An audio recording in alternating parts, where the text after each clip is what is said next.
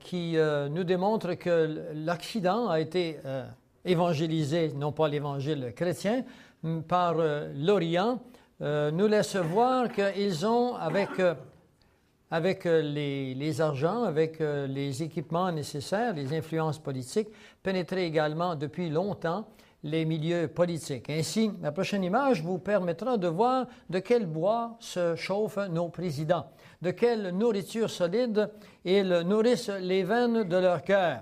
Ce que vous voyez ici, c'est le président Bush, bien sûr, qui est considéré comme un chrétien aux États-Unis. Nous croyons, nous, que tout ceci est une façade. On ne peut à la fois être membre de la société maçonnique, illuminatique, des groupes des Bilderberger, ensuite du Skull and Bone, et en même temps se dire chrétien. Alors vous le voyez ici avec son symbole, et ceci ne s'adresse pas au public lorsqu'il fait ce symbole. Ceci s'adresse au groupe d'individus qui sont membres de ces organisations, et il leur fait signe que c'est au nom de l'organisation qu'il accomplit ces choses. Et évidemment, ce symbole ou cette façon de se saluer ou de signaler à cette société fermée, globaliste, cette élite, ne vient pas d'entrer en fonction. Et préalablement à M. Bush, il y avait M. Clinton, qui, bien sûr, a gradué lui aussi de Yale University, était membre du Skull and Bone, ainsi que son épouse, et ils sont membres de ces sociétés qui ont pour but de contrôler le monde entier. Et c'est ainsi que M. Clinton, par exemple, a vendu, ou excusez-moi, quelle erreur, a donné à la Chine les armes les plus secrètes qui ont été découvertes aux États-Unis, de telle sorte qu'un des généraux de l'armée américaine déclarera dernièrement que nous devons nous attendre à ce que la Chine vienne contre nous avec les armes que nous avons découvertes et que nous leur avons données. Et c'est un fait non seulement dans les livres ou dans une parole quelconque d'un général des armées américaines, mais c'est un fait également dans les prophéties. 22e, répandre les cultes religieux tels que la fraternité islamique. Vous savez qu'au Québec, il y a de plus en plus de Québécois qui s'en vont vers l'islam. Vous leur demandez pourquoi, eh bien, ils sont à la recherche d'une croyance quelconque. On n'a jamais exploré vraiment ce qu'était le christianisme, pour la bonne raison qu'on voit le christianisme à travers une religion, qu'elle soit officielle ou moins officielle. Le christianisme n'a rien à voir avec des religions. La religion est une organisation d'hommes, le christianisme est une relation personnelle avec Christ en tant que Dieu incarné. Ensuite, on répand les cultes du fondamentalisme islamique, les cycles, créer d'autres types d'expériences, comme l'expérience de Jim Jones. Vous connaissez ce soi-disant pasteur, qui est un faux pasteur, qui a entraîné avec lui la mort de 800 personnes. Eh bien, cette philosophie ou théosophie ou ce mouvement s'est répété et répété depuis Jim Jones. Il fut répété avec ces 32 personnes qui sont tuées en Californie il y a 2 ans, lorsque la planète Halley est entrée dans son cycle. Il y a eu d'autres religions, d'autres sectes qui croient qu'il faut se suicider pour aller vers des meilleurs cieux, parce que beaucoup de chanteurs américains leur disent « suicide-toi, suicide-toi, va au suicide », que ce soit fait par une technologie de disque d'inversement ou que ce soit fait par des mots réels. Nos jeunes se suicident. D'où viennent ces pensées? Ils viennent du fait qu'ils sont introduits dans des chants, dans des chansons qui viennent des chanteurs réguliers de la radio et de la télévision, avec des oreilles qui sont constamment à l'écoute chez nos jeunes, parce que la foi vient de ce qu'on entend. C'est un principe d'éducation, ce n'est pas un principe chrétien. La foi vient de ce qu'on entend, c'est-à-dire on a confiance dans les choses qu'on entend, mais la parole de Dieu nous dit bien que la foi chrétienne, elle, vient de la parole de Dieu. Et les jeunes ne connaissent plus Jésus-Christ, ne savent plus qui il est. Ils connaissent davantage Al Capone qu'ils connaissent Jésus-Christ. Et on a sorti la prière, on a sorti la Bible de nos écoles, de telle sorte que nos professeurs, dans des écoles dites catholiques, chrétiennes, de la chrétienté, nos professeurs enseignent l'évolution plutôt que le créationnisme et nos jeunes, pour passer les examens, sont obligés d'apprendre, sont obligés de croire à ces théories ou ces doctrines qui n'ont aucun fondement. Aujourd'hui, nous avons des scientifiques chrétiens qui ont démontré sans l'ombre d'un doute que l'évolution était impossible, elle était absurde. Et puis, des panels ont été faits aux États-Unis partout et des gains sans précédent se sont faits sur ces débats de panels. Il est à noter que le feu l'ayatollah Khomeini, que vous avez connu, certains d'entre vous se souviennent de ce personnage qui était le chef religieux de l'Iran, eh bien, il était, tombé pas sur le dos, une création des services britanniques militaires MI6. Rien ne se fait au hasard. Ils sont partout. Et ce sont eux qui paient, qui entraînent, qui dirigent, qui canalisent la pensée et qui ont des plans. Il y a des milliers d'hommes qui travaillent pour ces organisations. Ce sont des think tanks, ce sont des penseurs et qui vont non seulement collaborer, mais qui vont créer, structurer des énergies qu'elles soient intellectuelles, émotives, qu'elles soient collectives, de telle sorte que la destruction soit amenée pour des fins de guerre ou autres. Ensuite, 23, il faut exporter les idées de libération religieuse autour du monde afin de miner toute forme de religion existante, et spécialement le christianisme. C'est curieux comment on s'en prend toujours au christianisme. Il existe aux États-Unis une organisation qui s'appelle les Jesus Seminars. Cette organisation est faite de théologiens de différents groupes religieux.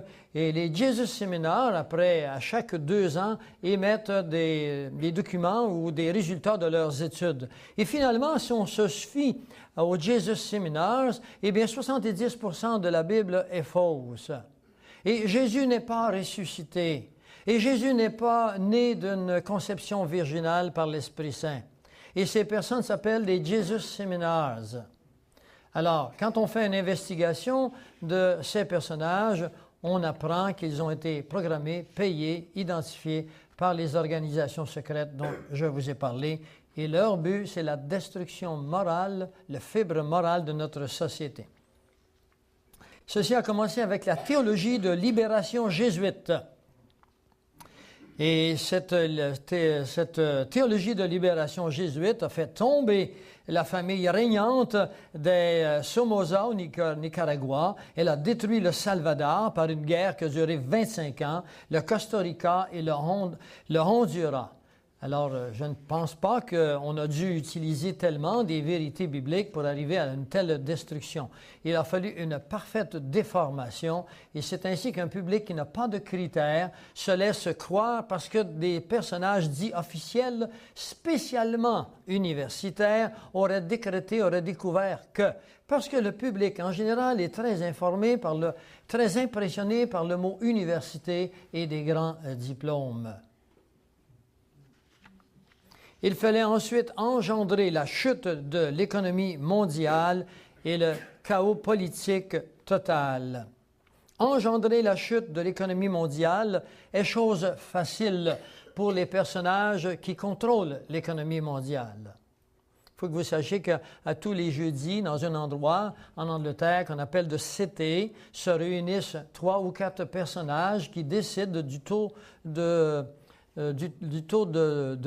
l'once d'or. Ils le décident arbitrairement parce qu'ils peuvent ainsi faire des transferts et obtenir des immenses intérêts sur des argents qu'on échange, qui perdent leur valeur. On peut acheter des terrains. Ici, par exemple, le dollar américain vaut 40% plus que le dollar canadien. Vous devez comprendre qu'il est facile aux Américains de venir nous acheter.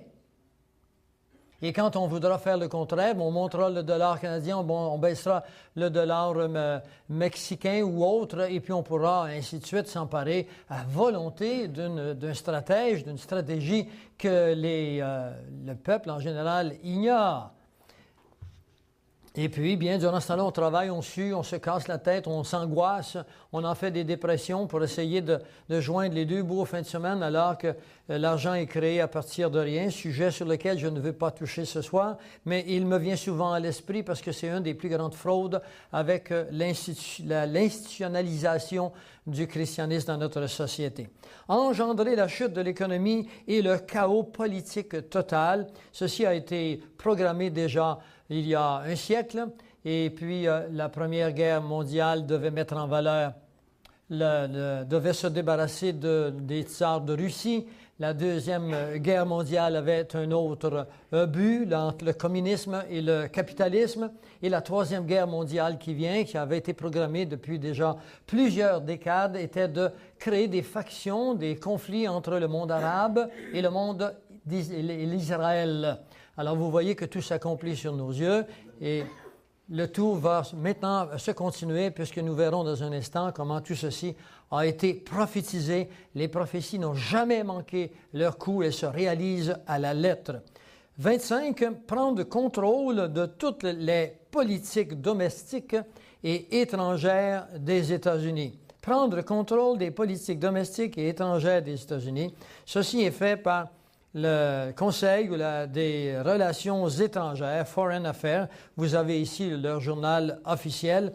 Et de cette façon, on va désindustrialiser les États-Unis aux dépens des pays qui sont dépendants, des pays qui gagnent 25 sous, 50 sous de l'heure. Et puis, on va appauvrir le peuple américain. Déjà, des organismes y travaillent depuis 1950, des organismes que les contrôleurs administratifs d'un pays ne peuvent contrôler parce qu'on n'a pas le droit d'y aller. Les comptables du Canada n'ont pas le droit d'aller contrôler la Banque du Canada. Tout se passe en secret, c'est complètement fermé. Pourtant, on ne se gêne pas quand on va vous voir chez vous.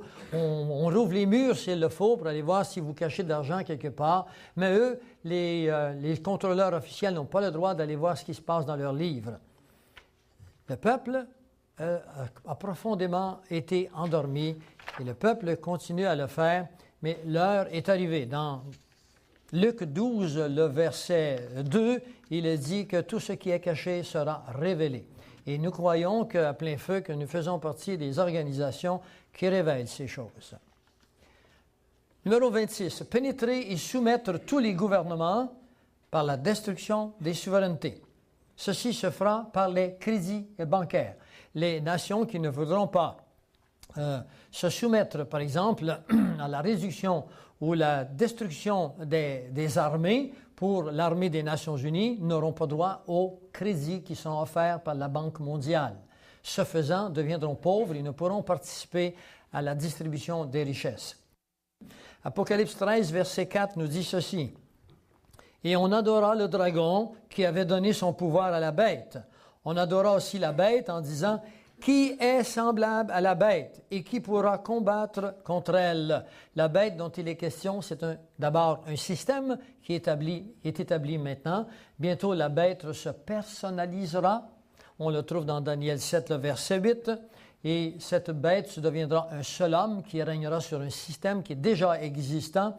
Et personne ne pourra combattre la bête pour l'unique raison que les pays ne posséderont plus d'armes, ne posséderont plus d'armée. Et ce sera une seule et unique armée qui appartiendra aux Nations Unies. Qui pourra alors se défendre puisque nous n'avons plus d'armée? Qui pourra alors devenir financièrement indépendant puisque bientôt on planifie un crash financier international et qu'on planifie également de se débarrasser de l'argent liquide que vous avez dans vos poches et qui vous permet une certaine liberté pour le remplacer par la technologie d'une puce dans votre main qui effectuera des transactions directes par une machine au laser dans des caisses ou les banques où vous irez.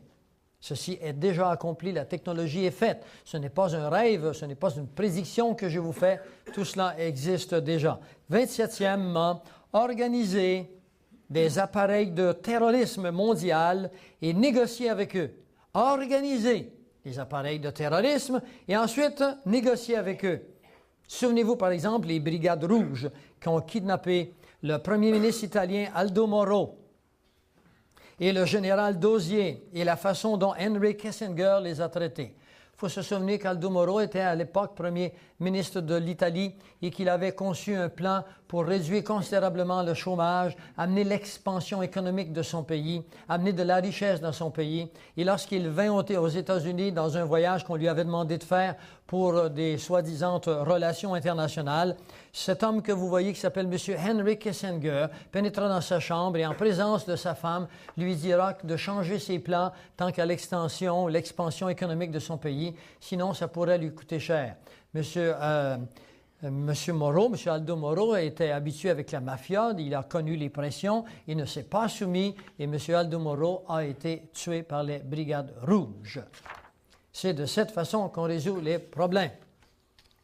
28. Prendre le contrôle de l'éducation en Amérique avec l'intention de la détruire et la remplacer avec l'endoctrinement du comité des 300.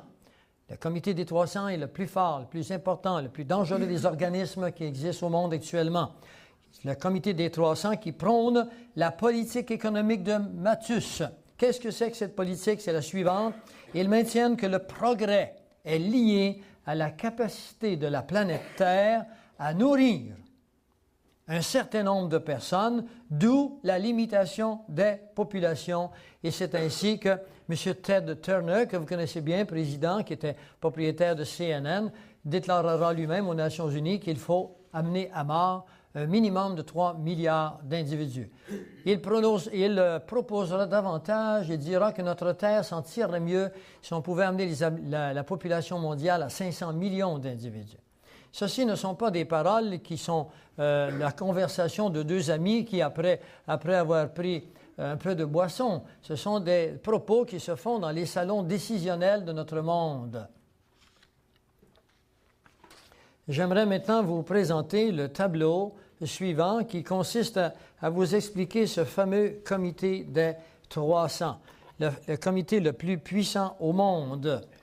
Ce que vous voyez en haut, c'est 300 institutions internationales qui appartiennent à quelques hommes qui contrôlent le tout par ce que je vous ai expliqué, premièrement, la richesse matérielle, la richesse, le contrôle donc sur l'argent, la capacité de la créer, l'argent, à partir de rien, avec ou sans collatéralité.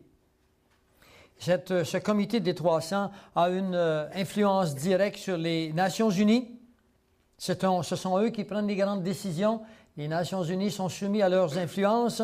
Et ensuite, ils gardent en main le contrôle sur le sionisme, le communisme, le fabianisme, le libéralisme, le socialisme et les partis de droite. Le comité des 300 exerce une influence directe sur les rois de l'Arabie saoudite, sur le pétrole. Ils exercent une puissance et une décision sur l'intelligence britannique, c'est-à-dire le système de renseignement britannique. Le système de renseignement britannique exerce son influence sur la CIA, sur le Mossad, qui est la police secrète israélienne, sur Interpol, et Interpol a une influence directe sur le commerce de la drogue. Le commerce de la drogue, maintenant, qui a débuté premièrement avec la Compagnie de l'Est des Indes, la Compagnie britannique de l'Est des Indes, qui, au milieu du siècle dernier, a été conçue par l'Angleterre et qui consistait à nourrir régulièrement de drogue, d'opium, les coulis chinois. Et ils ont réussi à amener jusqu'à 15 millions de ces personnes qui dépensaient tout leur salaire hebdomadaire à prendre de l'opium, qui dépendaient de l'opium. Et c'est ainsi que la famille royale d'Angleterre s'est entièrement enrichie et qui possède aujourd'hui des millions et des centaines de millions et des milliards à partir de l'argent qu'on a provoqué par la distribution de la drogue dans une société qui ne prenait pas de drogue, qu'on appelle les Chinois, l'opium. Quand on pense aux Chinois, on dit toujours que c'est une société qui prend de la drogue. Vous savez que les Chinois ne prenaient pas de drogue avant l'arrivée de la Compagnie britannique des Indes de l'Est. Et c'est ainsi qu'ils se sont enrichis et le passage de la drogue se fait encore, même aux États-Unis. Le passage de la drogue se fait par l'armée américaine qui entre de ces pays et qui est distribuée à de la mafia, de très haute mafia.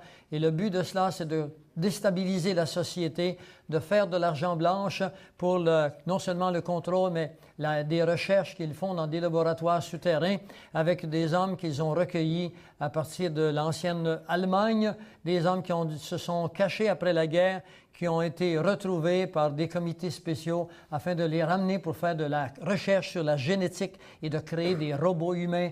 Le tout est déjà complété. Quand on vous parle du clonage, le clonage existe déjà depuis un bon moment. Quand on dit qu'on vient de le découvrir, ça fait 10 ans qu'il est là. Et le comité des 300 exerce une influence directe sur l'Institut royal des affaires internationales, qui, elle, exerce son influence sur l'Institut Tavistock des relations humaines, d'où ensuite le Club de Rome, le militaire américain et tout le pétrole, le système bancaire, les assurances, le commerce et l'industrie. Tout ceci appartient au même groupe d'hommes internationaux. Vous et moi sommes des consommateurs qui faisons vivre à coups de milliards ces messieurs qui ont programmé la destruction de l'humanité. Est-ce que ceci correspond à quelque chose de vraiment palpable? Est-ce que c'est quelque chose de vrai? Je vous ai dit au début de cette conférence que le journaliste, en général, qui ne croit pas à la parole de Dieu ou qui ne connaît pas les sociétés secrètes, doit relater les événements à partir d'une perspective superficielle, c'est-à-dire les faits se présentent devant lui et il décrit les faits. Lorsqu'on a la notion des sociétés secrètes, on peut pénétrer davantage et savoir que ce qui est arrivé ne correspond pas vraiment à ce qui est apparent sous nos yeux, mais correspond à un plan qui est caché derrière quelqu'un. Ce sont les sociétés secrètes qui sont les récipiendaires de cette première notion. La deuxième notion, c'est est-ce que la parole de Dieu est vraie? Est-ce que la Bible, c'est quelque chose de vrai? Est-ce qu'on peut s'y fier? Alors, je voudrais vous présenter maintenant la cohérence prophétique des événements qui arrivent dans notre monde maintenant. Est-ce que ces événements ont eu lieu vraiment en fonction de prophétie ou bien encore si ces événements prennent place sans qu'il y ait une cohérence quelconque avec des prédictions qui auraient été faites, soit par des laïcs ou bien soit par la parole de Dieu. En tant que croyant, en tant que chrétien, et eschatologiste, je me dois de vous présenter des choses que je trouve extraordinaires, qui sont hors de ce monde. C'est le mot de le temps de le dire, qui sont hors de ce monde. Parce que Dieu nous a présenté les choses qui allaient arriver jusqu'à la fin des temps, jusqu'à son retour. Notre ministère est un ministère qui met en évidence les signes du retour physique de Jésus. Vous devez comprendre que si Jésus ne revenait pas, il y a 40 000 missiles qui sont prêts à partir en Ukraine, il y en a 15 000 sur l'Amérique du Nord. Dans peu de temps, la Terre exploserait. Déjà, Nikola Tesla, en 1942, nous disait qu'il pouvait, avec la technologie des champs électromagnétiques, qu'il pouvait fractionner la Terre en deux. On est arrivé à ce stage-là. Alors, il fallait que quelqu'un vienne, un sauveur, non seulement un sauveur qui vienne sauver l'homme, qui vient sauver notre vie éternelle, parce que tout homme est perdu dès qu'il arrive au monde, il est race d'Adam, il doit devenir membre de la race du nouvel Adam, c'est-à-dire de Jésus-Christ, mais il vient également sauver cette planète qui serait bien sûr détruite non seulement par pollution, mais par fission nucléaire. Le prophète Osée, il y a déjà plus de 500 ans avant Jésus-Christ, a osé nous dire des choses sur notre monde maintenant. Il nous dit, mon peuple est détruit parce qu'il n'a pas la connaissance. Mon peuple est ignorant. Et c'est pour ça qu'il faut détruire la Bible. Il faut la changer même, faire de nouvelles Bibles, changer la signification des mots dedans pour la banaliser. Alors, à travers le prophète en question, Dieu dira, puisque tu as rejeté la connaissance de Dieu, je te rejetterai, afin que tu n'exerces plus devant moi le sacerdoce. Il parlait évidemment ici au peuple juif. Mais maintenant, il parle à nous. Puisque tu as oublié la loi de ton Dieu, eh bien moi aussi, j'oublierai tes enfants. Et toute l'histoire que je vous soustrais maintenant se résume en 2 mots. Le peuple hébreu a été dispersé à travers la planète depuis 2000 ans. Dans Luc 4, le verset 5 à 6, il nous est dit quelque chose qui nous amène à une profonde réflexion. Pourquoi y a-t-il autant de misère sur notre planète? Pourquoi les hommes sont-ils aussi méchants? Pourquoi le cœur de l'homme est-il aussi instable? Et pourquoi est-ce que nous sommes vraiment à la fin d'une époque, à la fin des temps, à la fin du monde? Je vais vous dire que nous ne sommes pas à la fin du monde, si vous voulez, ça peut vous rassurer, mais nous sommes à la fin des temps. Ce n'est pas du tout la même chose, je l'expliquerai en détail un peu plus tard. Dans Luc 4, le verset 5 et 6 nous donne l'énigme, la solution, pourquoi y a-t-il des guerres, pourquoi les hommes se détruisent. Le diable, l'ayant élevé, lui montra en un instant tous les royaumes de la terre, et il lui dit, je te donnerai cette puissance, et je te donnerai la gloire de ces royaumes. C'est le diable qui parle à Christ, qui est après jeûner sur la montagne de la tentation, qui est près de Megiddo. Je suis allé sur cette montagne. Car, dit-il, cette puissance, elle m'a été donnée, et je la donne à qui je veux. La terre que nous habitons, contrairement à l'opinion publique, n'appartient pas à Dieu. Nous vivons sur le terrain de l'ennemi. Et tant et aussi longtemps que nous vivrons sur le terrain de l'ennemi, Satan a des droits légaux sur vous. Un droit légal sur vous. À moins que vous annuliez le contrat. Et je vous montrerai comment annuler le contrat. Voilà pourquoi nous avons des guerres, des accidents, du cancer, pourquoi nous avons tant de difficultés à vivre un siècle en bon état. On est toujours en lutte. Dans 1 Jean 5, 19, on est maintenant avec Jean qui est sur l'île de Patmos. Enfin, il est âgé. Il n'est pas sur l'île de Patmos, mais il est âgé. Il nous dit, nous savons que nous sommes de Dieu. Qu'il soit dit que Jean ici parle à l'Église. Il ne parle pas aux nations. Il ne parle pas au monde entier. Il parle à l'Église. Il faut que vous entriez dans l'Église, c'est-à-dire dans le corps de Christ. Ce n'est pas une organisation quelconque sur le coin de rue, l'Église de Jésus-Christ. C'est le corps de Christ, c'est une relation avec Jésus-Christ. C'est là son Église. Nous savons que nous sommes de Dieu et que le monde entier est sous la puissance du malin. Confirmation. Maintenant, je vais vous expliquer dans 2 mots, parce que nous avons des cassettes qui expliquent entièrement le statut de Nabuchodonosor que vous pouvez vous procurer en Daniel 2, 7 et 9. Je dois vous donner 2 mots aussi d'explication. Alors, Daniel a une vision, c'est un prophète de l'Ancien Testament, 600 ans avant Jésus-Christ. Il dira, « Ô roi, tu regardais et tu voyais une grande statue. Cette statue était immense. C'est le roi de Babylone qui a une vision, puis il veut que quelqu'un lui explique. Et Daniel lui dit son rêve, et elle était d'une splendeur extraordinaire. Il lui dit, tu regardais jusqu'à ce qu'une pierre fût détachée de cette statue, sans le secours d'aucune main. Et cette pierre frappa la statue dans ses pieds. Elle ne frappe pas la statue n'importe où, dans ses pieds, qui étaient de fer et qui étaient d'argile. Et cette pierre brisa les pieds. Le vent les emporta et il ne s'en trouva plus de vestiges. Autrement dit, c'est la destruction totale des pieds de cette statue. Mais la pierre qui avait frappé la statue devint une montagne et elle remplit la terre. Qu'est-ce que c'est que cette statue? D'abord, je n'ai pas le temps de vous expliquer, mais la tête représente l'empire babylonien, la poitrine et les bras représentent l'empire médo-perse, les hanches représentent l'empire d'Alexandre le Grand, les jambes représentent l'empire romain. Et les doigts de pied que vous voyez avec une pierre qui tombe représentent les 10 biorégions de la fin des temps. Les 10 orteils, c'est la fin du stage qu'on appelle le temps des nations. Le temps des nations, c'est cette période de temps que Dieu a donnée à l'homme pour régner sur notre planète. C'est l'homme qui administre notre planète.